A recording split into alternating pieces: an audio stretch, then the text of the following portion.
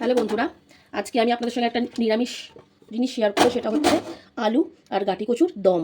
তো এর জন্য আমি এরমভাবে গাটি কচুগুলো দু টুকরো করে নিয়েছি, আর এই যে আলু কেটে নিয়েছি এরমভাবে। এবার আমি প্রেশারে এটা একটা সিটি দেবো।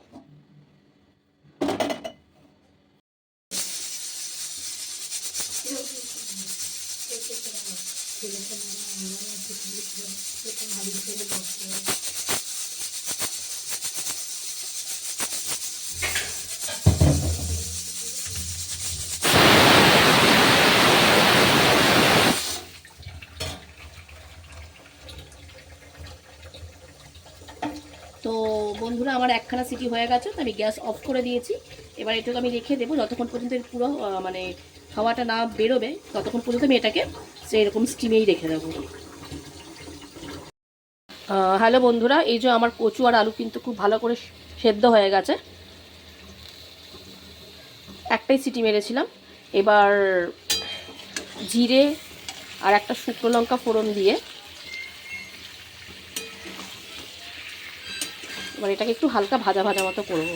মানে কচুটা এত ভালো, মানে একটা সিটিতেই মানে খুব ভালো গলে গেছে।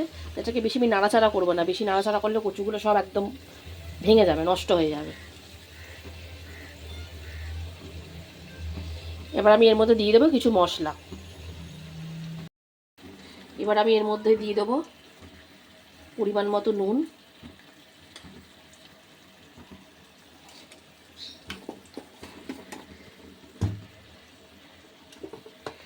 আর দেব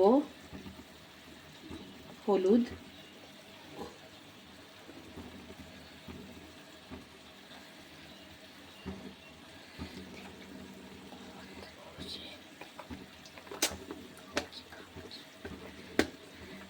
আর দিয়ে দেবো জিরে গুঁড়ো।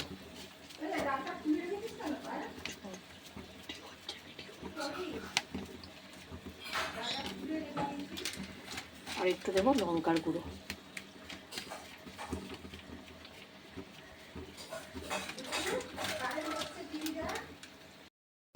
আর দিয়ে দেবো টমেটো, ছোট একটা টমেটো, চেরি টমেটো।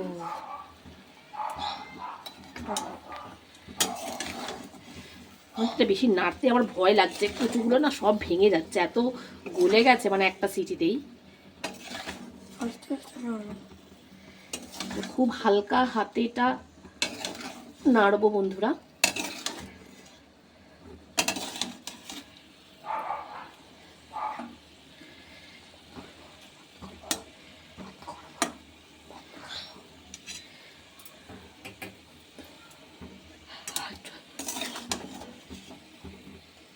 গেল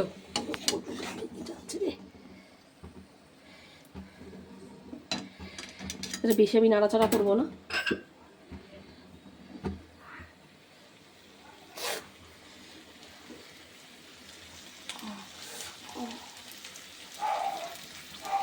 পুড়ে যাবে, চাপে লাগলো। তো হালকা নাড়াচাড়া করে দিয়ে দেবো জল, দিয়ে দেবো জল। তো বেশি নাড়াচাড়া করলাম না, কারণ কচুগুলো খুবই মানে সেদ্ধ হয়ে গেছে। ওপরে কচুটা মাখাও। ওটা হয়ে যাবে, জলে দিলে হয়ে যাবে।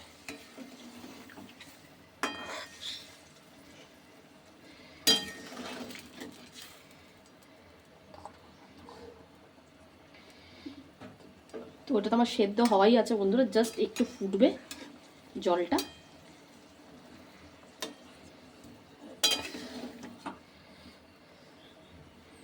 আর আমি নামিয়ে নেব।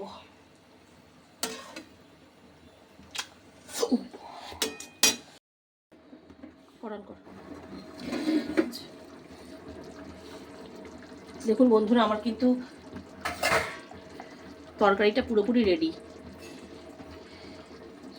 টমেটো আমার গলে গেছে। ও নো,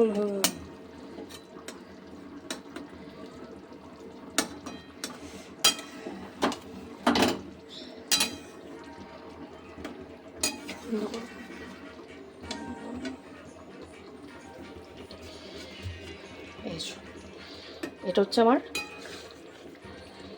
আলু কচুর দম।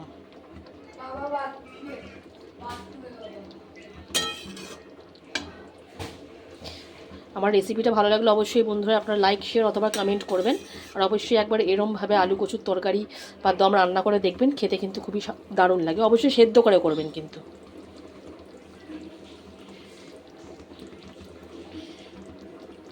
ওকে বন্ধুরা, টাটা।